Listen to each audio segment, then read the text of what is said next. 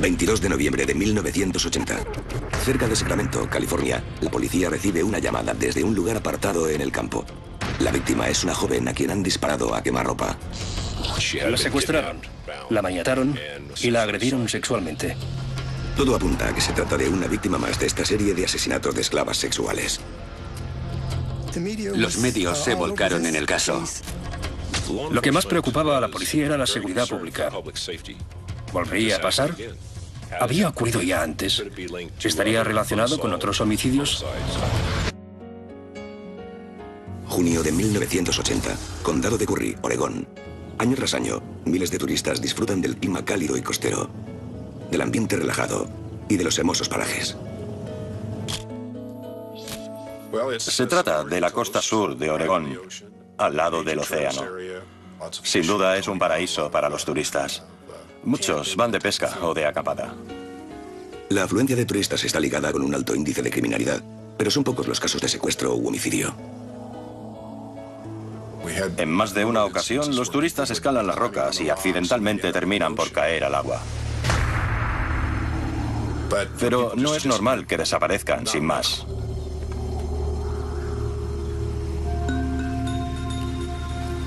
Linda Aguilar es una de las residentes de Port Orford, un pequeño pueblo costero.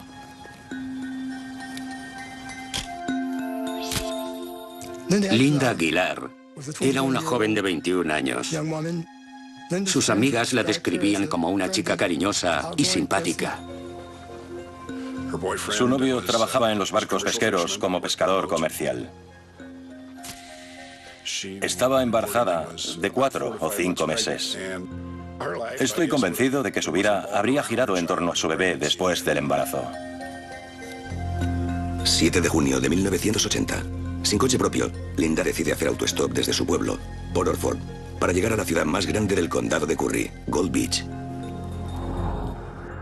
Tenía una cita médica ese día, así que tenía que ir al hospital de Gold Beach. Esa tarde, Linda no regresa a casa. Su novio supone que habrá ido a visitar a familiares o amigos cerca de casa, pero a medida que pasan las horas, su preocupación va en aumento. Linda no responde a ninguna de las llamadas de teléfono. Incapaz de ponerse en contacto con ella, su novio se presenta en comisaría. Fue declarada desaparecida y me asignaron el caso. Hablamos con muchas personas e intentamos averiguar si había vuelto a Port Orford, si alguien sabía algo de ella o si tenía problemas sentimentales con su novio que la hubieran instado a coger sus cosas y marcharse. Era un caso desconcertante. No logramos averiguar qué le había pasado. Tras publicar el informe de su desaparición, la policía pide la colaboración ciudadana. Mediante artículos en los periódicos y en las noticias de la emisora local, pedimos a todos quienes la hubieran visto que se pusieran en contacto con la oficina del sheriff. Un vecino se presenta en comisaría. La tarde de los hechos, afirma que iba en coche por la carretera principal cerca de Gold Beach cuando vio a una chica que coincide con la descripción de Linda. Mientras pasaba a su lado, una furgoneta se detuvo para llevarla. Afirma que la furgoneta era de color dorado. La descripción era tan imprecisa que no estábamos seguros ni de si la había visto realmente.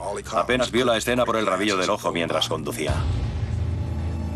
Pese a que el testimonio se considera válido, la policía no puede hacer nada sin el número de matrícula o el modelo específico de la furgoneta. El caso es cada vez más críptico. Personalmente, pensaba que la habían recogido y secuestrado. No teníamos ninguna otra pista. La otra explicación posible era que hubiese discutido con su novio y que hubiese pasado algo en algún momento que lo hubiese obligado a deshacerse de ella. 2 semanas después, 2 turistas alemanes pasean al perro cerca de una playa.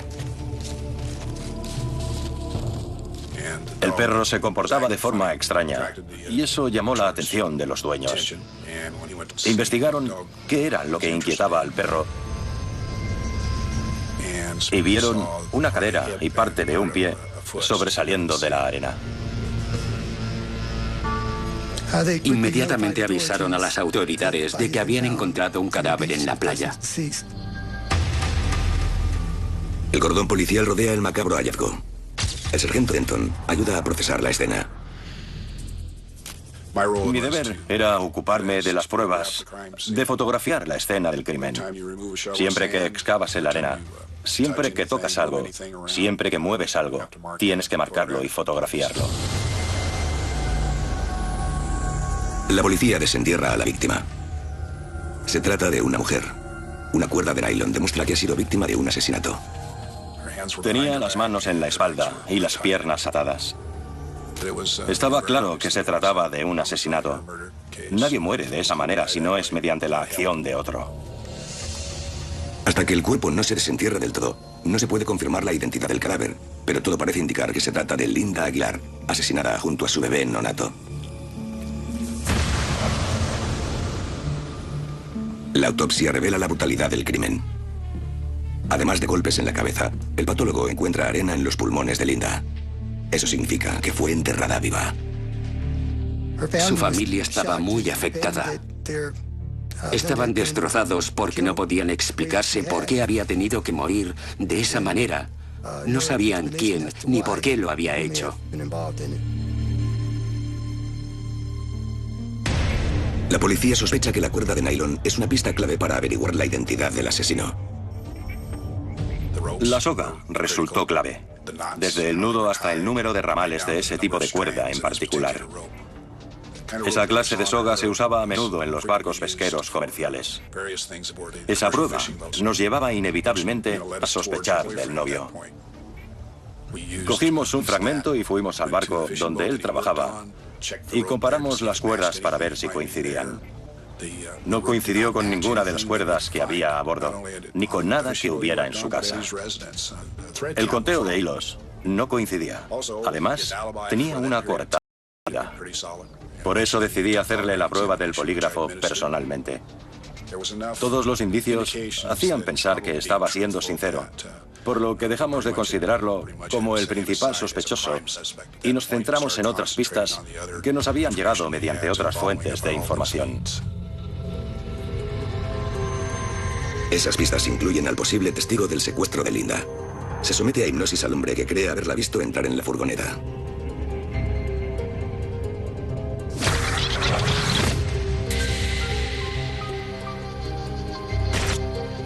El testigo afirma que el conductor era de piel morena.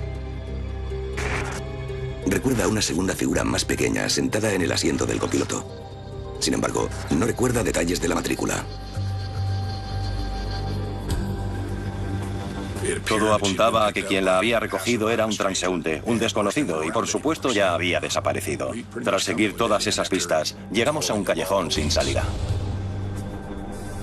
Semanas después, el caso del condado de Curry se queda estancado. Pero en el sur de California, la furgoneta misteriosa sigue en marcha. Quien quiera que sea su conductor, tiene intención de volver a atacar. Julio de 1980. En el condado de Curry, Oregón, la investigación por el secuestro y asesinato de Linda Aguilar y su bebé nonato se encuentra en un punto muerto.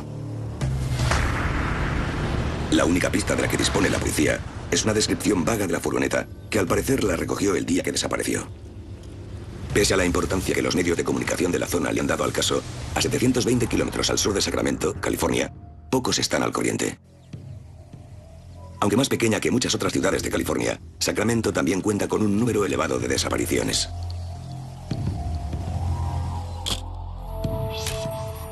Por entonces, Sacramento ya era una gran metrópolis.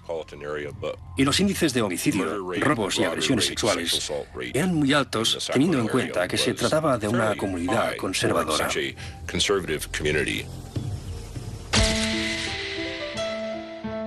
Pese a que vive en una zona tranquila al oeste de Sacramento, Virginia Mockel, de 34 años, es consciente de los peligros de las zonas urbanas. Ocupa sus noches en trabajar en un bar de la ciudad. Era una camarera simpática, divertida. Todos los que la conocían la adoraban. Trabajaba en un bar pequeño y agradable. Todos los clientes eran habituales y la vigilaban y cuidaban de ella. Cuando no trabaja, Virginia ocupa su tiempo libre cuidando de sus hijos. Su mayor pasatiempo eran sus hijos. Ellos eran su prioridad, sin excepciones. Para ella no había nada más importante que sus hijos. Supongo que trabajaba para poder mantenernos a mi hermana y a mí. Me quería muchísimo. Yo era un niño consentido y ella una madre estupenda.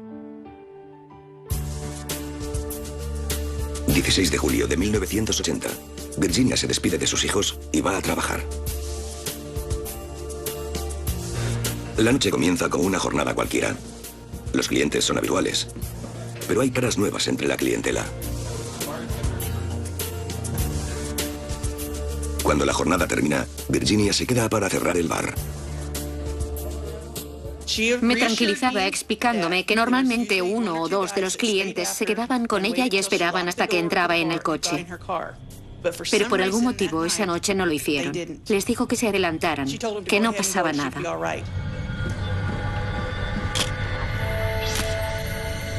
Fue al aparcamiento y entró en el coche.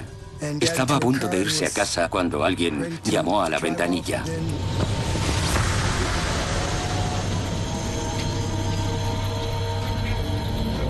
A la mañana siguiente, Virginia sigue sin volver a casa. Amigos y familiares pasan el día buscándola. No lo entendía. No era normal que simplemente no volviera a casa. Por supuesto, estaba muy preocupada. Hay algo extraño, y es que el coche de Virginia sigue en el aparcamiento del bar. El coche no estaba cerrado con llave. Parecía como si hubiera estado a punto de entrar en él. Esperaba que estuviera bien, pero siempre tuve la sensación de que algo malo le había pasado. La familia acude a la policía. Después de comprobar en hospitales y en la morgue, abren un archivo de desaparición. La investigación comienza en el bar donde trabaja. Intentaron identificar a todos los que estaban en el bar la noche de su desaparición. La policía se centra en los clientes no habituales. Entre ellos, hay un grupo de hombres que ese día había ido a un río cercano. Un hombre de negocios que estaba de viaje y parecía sospechoso. Y una pareja escandalosa de Sacramento. La policía habla con todos los sospechosos por teléfono. Todos parecen tener coartadas sólidas. Y nadie puede ofrecer información acerca del paradero de Virginia Mokell. A medida que pasan los días, Virginia parece haberse esfumado de la faz de la tierra. Los hijos de Virginia son incapaces de entender la súbita desaparición de su madre. Pensaba que se había perdido o que se había ido. Me decía, busquemos a mamá, se ha perdido. Es desgarrador escuchar a un niño pequeño que quiere ayudar a encontrar a su madre porque se ha perdido. Te rompe el corazón.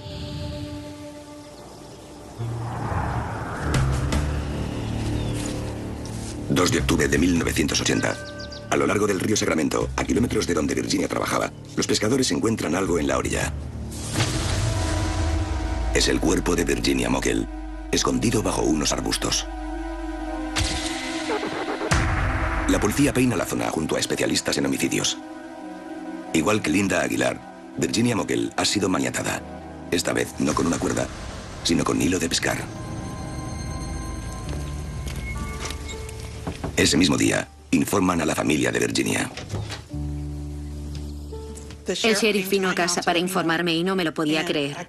¿Cómo era posible que alguien quisiera hacerle algo así a otra persona? Ella no le había hecho daño a nadie.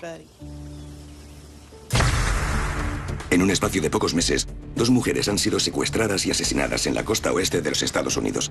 Linda Aguilar, de Oregón, y Virginia Mokell, de California.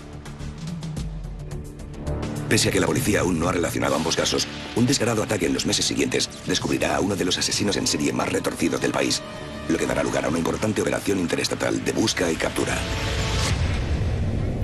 Noviembre de 1980. Tanto la policía del condado de Curry, Oregón, como la de West Sacramento, California, tienen casos de asesinato sin resolver. Han asesinado a Linda Aguilar y a Virginia Mokell, ambas encontradas maniatadas cerca del agua.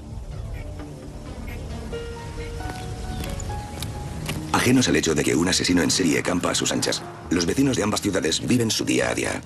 Entre ellos están Mary Beth Sowers y Craig Miller, 2 universitarios que viven en Sacramento a pocos kilómetros del lugar donde desapareció Virginia Mokell. Mary Beth Sowers era una universitaria de 21 años. Estaba prometida y se iba a casar con Craig Miller. Ambos eran estudiantes de la Universidad Estatal de Sacramento. Estaban muy enamorados. Eran la pareja ideal. Lo tenían todo.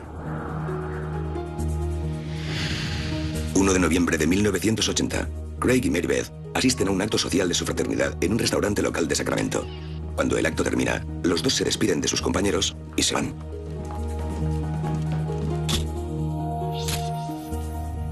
Se marcharon del restaurante hacia la 1 de la madrugada y estaban en el aparcamiento cuando se les acercó alguien con una pistola y los obligó a entrar en un coche.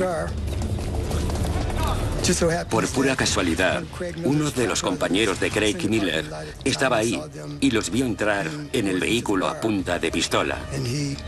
Intentó detenerlos, ya que intuyó que algo no iba bien, pero cuando se acercó al coche la conductora les dijo que se alejara y lo hizo. El coche se aleja a toda velocidad con Craig y Mary Beth dentro. A la mañana siguiente, el testigo habla con la policía. Se puso en contacto con las autoridades para informarles de que sus amigos habían sido secuestrados. El compañero pudo ver claramente a los ocupantes del coche. Pudo decirles lo que vio y describió a las dos personas que estaban dentro del coche con sus amigos. Afortunadamente, es capaz de recordar el número de matrícula del coche misterioso. La policía comprueba con los familiares de Mary Beth y Craig que están en paradero desconocido y abren una investigación. La alarmante pista es que el coche de Mary Beth está en el aparcamiento del restaurante, igual que en el caso de Virginia Mokell. Las llaves están en el suelo, cerca del vehículo. Ambas familias estaban muy preocupadas. Sabían por el testimonio del compañero de Craig que ambos fueron obligados a entrar en el coche y eran plenamente conscientes de la gravedad de la situación. La policía sigue el rastro del número de la matrícula que les ha dado el testigo. De acuerdo con sus archivos, el coche con esa matrícula pertenece a una vecina de 24 años llamada Charlene Williams. Charlene provenía de un entorno privilegiado. Su padre era ejecutivo de una cadena de supermercados. Siempre había tenido lo mejor. La policía busca a Charlene en casa de sus padres. Niega haber estado cerca del restaurante al que fueron Craig y Mary Beth. Pero la policía se da cuenta de que el coche aparcado fuera coincide con la descripción del testigo hasta en la tapicería de los asientos. Cuando insisten, Charlene explica que la noche anterior salió con su novio en el coche de este, que también está aparcado fuera. La policía también toma nota de esa matrícula. Charlene pudo convencerles de que estaba en otro sitio cuando se produjo el secuestro y le otorgaron el beneficio de la duda. Los policías llegaron a la conclusión de que no estaba involucrada en el caso y se fueron. Esa tarde, al noreste de Sacramento, un hombre y un niño caminan por un área rural cuando ven algo extraño más adelante. Cuando se acercan, retroceden horrorizados.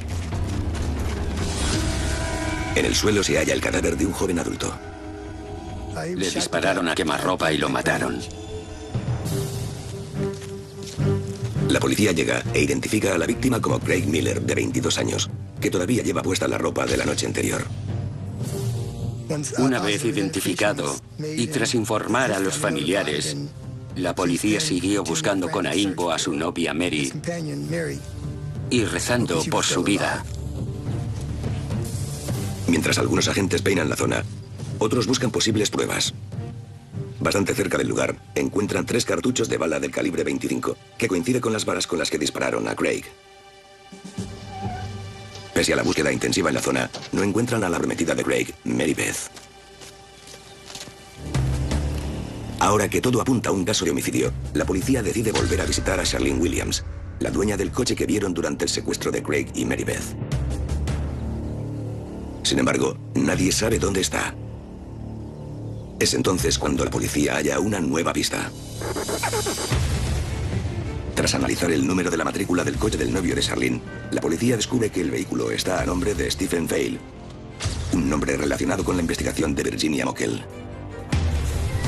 Todo apunta a que Stephen y Charlene eran la pareja ruidosa que estaba en el bar de West Sacramento la noche de la desaparición de Virginia. Ese mismo día, los padres de Charlene ofrecen a la policía una información alarmante. Explican que Stephen Fail es un seudónimo que usa el novio de su hija.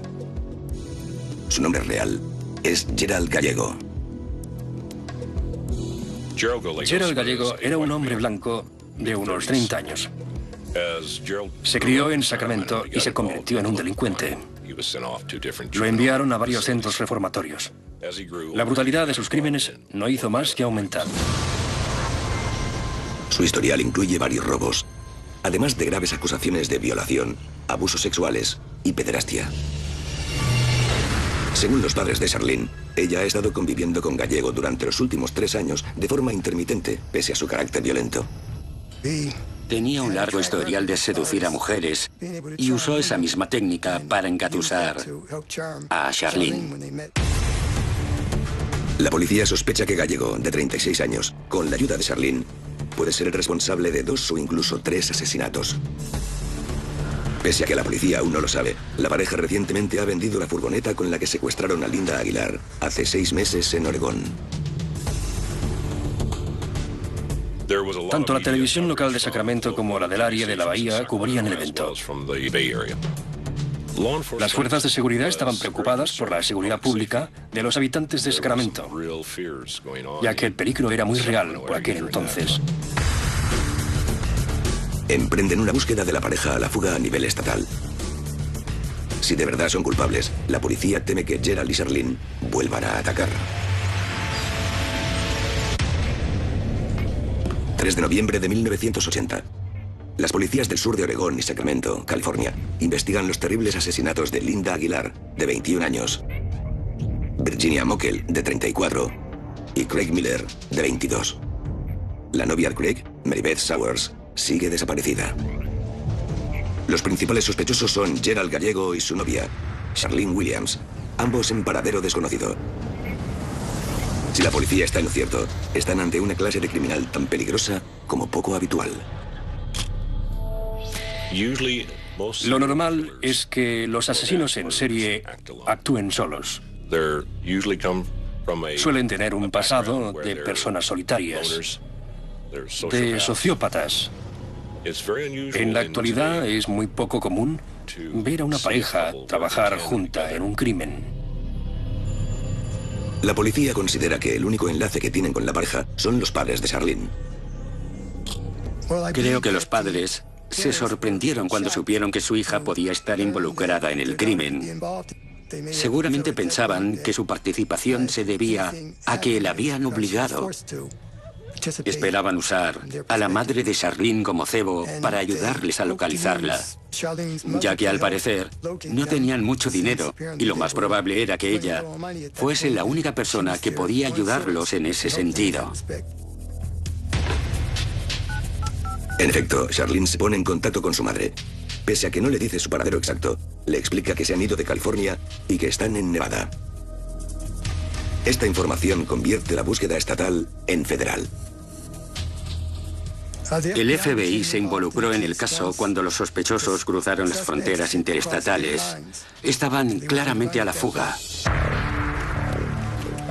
Al día siguiente, la policía encuentra el coche abandonado de Charlene en un aparcamiento de Reno. El mismo coche que sospechan que usaron para secuestrar a Craig y Mary Beth. Mientras los expertos forenses registran el vehículo en busca de pistas, otros agentes rastrean a la pareja al norte de Utah. Vuelven a perderles la pista en Salt Lake City. 16 de noviembre de 1980. La policía al fin consigue la información que busca. Tras varios días a la fuga, Gerald y Charlene están cada vez más desesperados. Estaban en un motel intentando decidir qué hacer a continuación, a dónde ir, en quién confiar y si podían confiar el uno en el otro. Y como tenían muy poco dinero, tenían la esperanza de que la madre de Charlene les enviara más para poder superar el bache. Charlene vuelve a ponerse en contacto con su madre. Al parecer han cruzado Utah hasta llegar al estado de Nebraska. Su madre le suplica que se entregue, pero también accede a enviarle dinero a un sitio concreto de la ciudad de Omaha. Como teme por la seguridad de su hija, Charlene informa del plan a la policía. 17 de noviembre de 1980, 11 de la mañana. En Omaha, Nebraska, agentes del FBI vestidos de paisano se posicionan dentro y fuera del establecimiento de transferencias bancarias. 20 minutos más tarde aparecen los sospechosos. Gerald mantiene la distancia calle abajo, mientras que Charlene entra sola y se dirige al mostrador. Cuando se acerca, la interrumpen y la detienen. En ese mismo momento, los agentes se dirigen a Gerald y lo detienen también. Los agentes lo habían rodeado, así que se entregó sin oponer resistencia. Tras incontables horas de investigación, la policía está convencida de que ha detenido a dos de los criminales más peligrosos del país. Cuando detuvieron a Gerald Gallego y a Charlene y se los acusó de varios crímenes de homicidio en el área de Sacramento, la población se sintió aliviada. Por fin sentían que se podía respirar con tranquilidad en Sacramento. Pero este arresto llega tarde para una víctima desaparecida. Al noreste de Sacramento, unos cazadores encuentran el cadáver de una joven tirado en una cuneta. La policía confirma que la víctima es Mary Beth Sowers, de 21 años. Y como a su prometido, Craig Miller, le han disparado 3 veces en la cabeza. La policía encuentra cartuchos de 3 balas del calibre 25 cerca del cadáver. El ambiente era fúnebre, muy serio. Cuando te encuentras con un caso de homicidio como este, nunca te deja indiferente.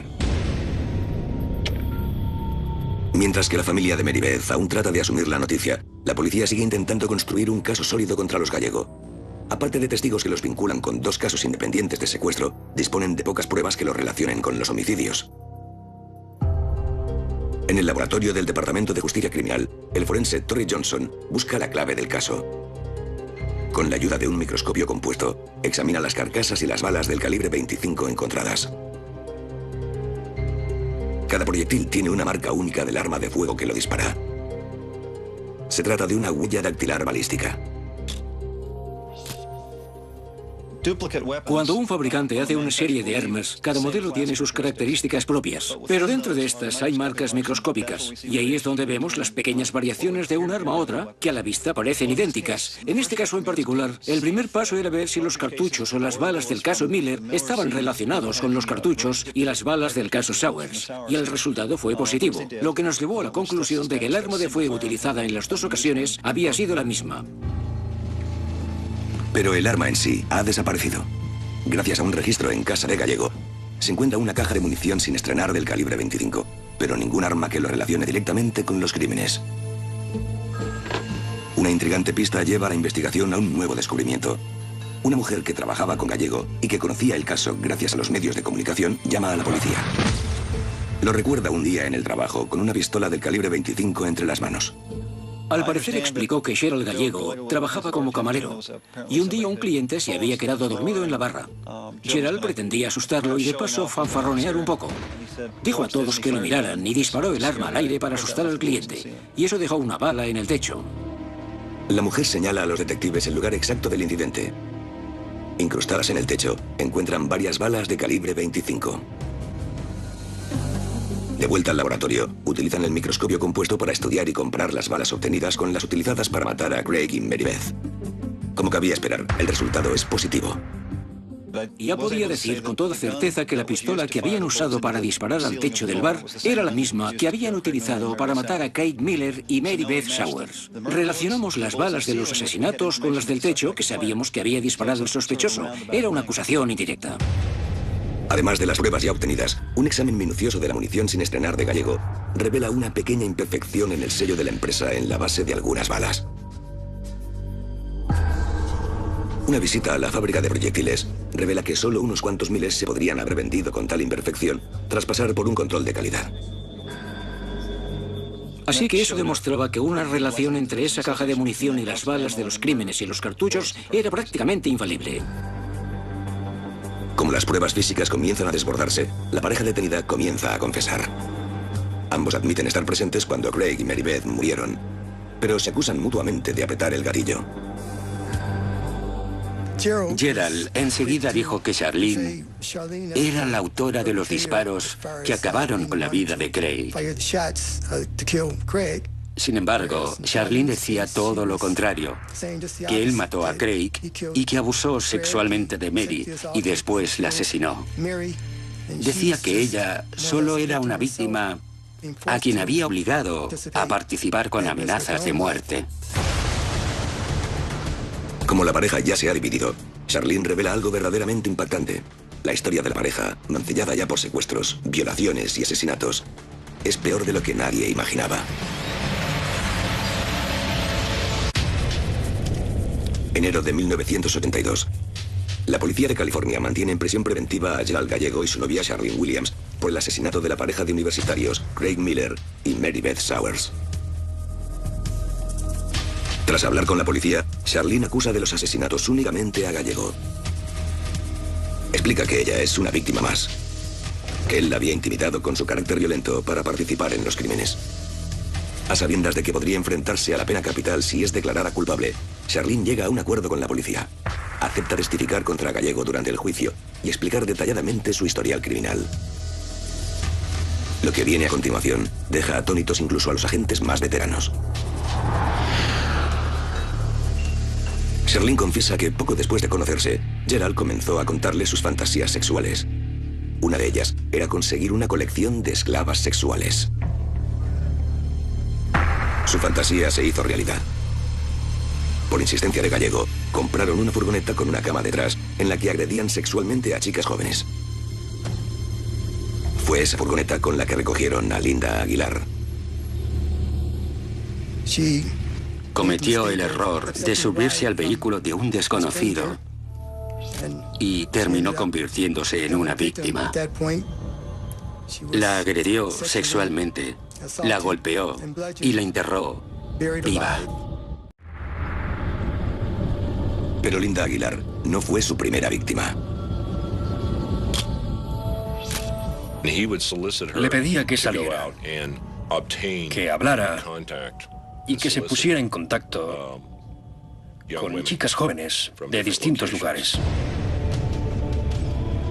2 años atrás, en septiembre de 1978, Charlene se acerca a Kippy Byte, de 16 años, y a Rhonda Scheffler, de 17, en un centro comercial de Sacramento. Charlene les llamó la atención y les ofreció marihuana como cebo. Ambas aceptaron irse con ella pese a que no la conocían porque parecía de fiar. Después de todo, ese era su trabajo y lo cumplía a la perfección.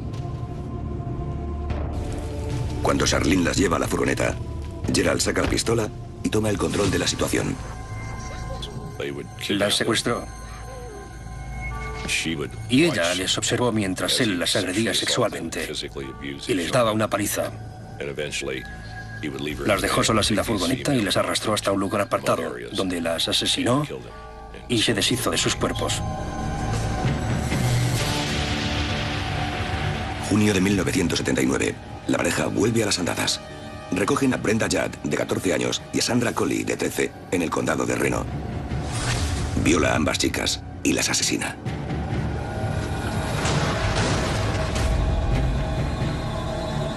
Al año siguiente secuestran a las adolescentes Stacy Ann Redican y Karen Twiggs en un centro comercial de Sacramento. Encuentran sus cuerpos en la orilla de un río, golpeadas hasta la muerte. En su última oleada de ataques, la pareja secuestra a Virginia Mogel en el aparcamiento del bar donde trabaja. Meses más tarde, Craig Miller y Mary Beth Sowers se convierten en sus últimas víctimas. Atónitos por la larga confesión, la policía confirma los detalles de los crímenes.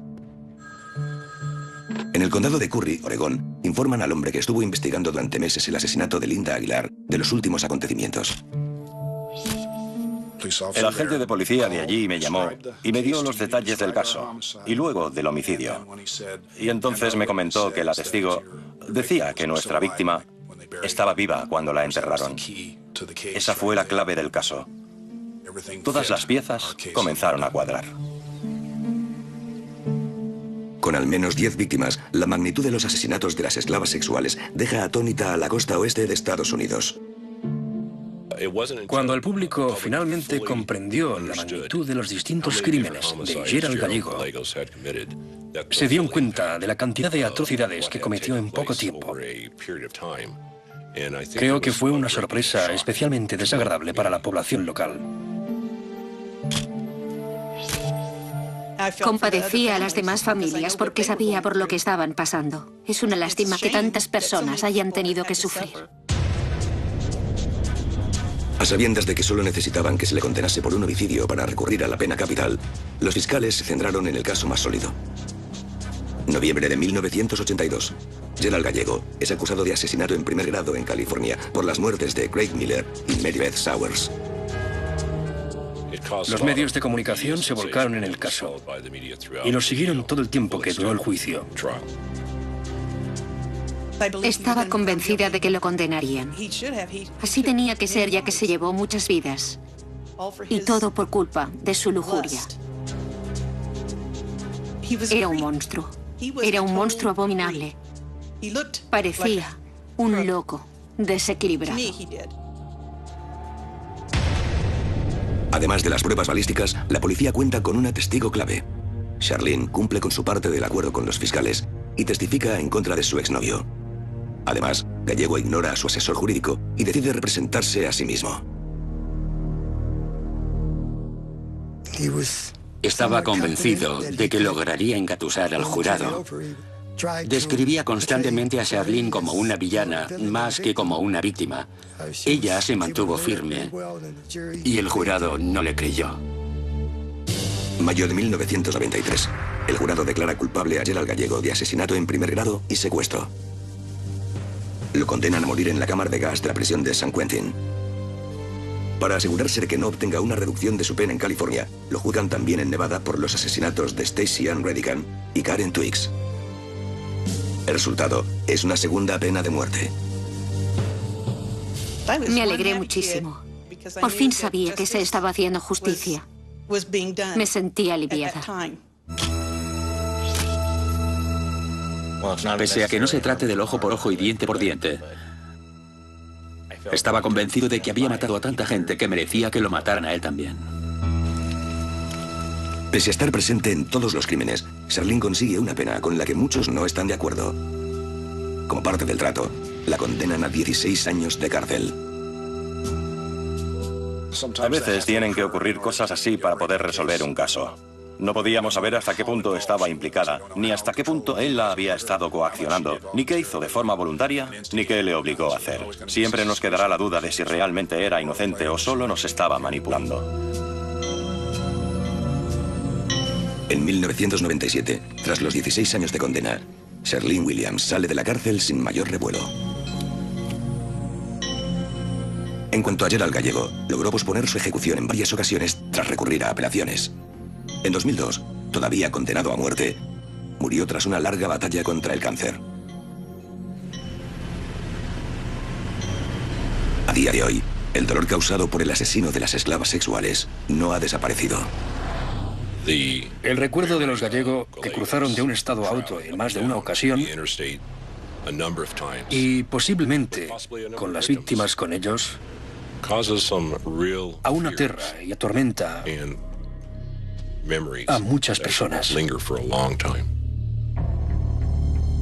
En cuanto a Gerald Gallego y Charlene Williams, aún son considerados una de las parejas más retorcidas a las que se ha tenido que enfrentar la policía del país. Destrozó muchas familias y truncó muchas vidas. Me alegro de que Gerald Gallego ya no sea una amenaza para la sociedad. Creo que la pena de muerte era la pena que se merecía y lamento que no lo llegaran a ejecutar. Pero eso ya no importa porque sabemos que obtuvo su merecido.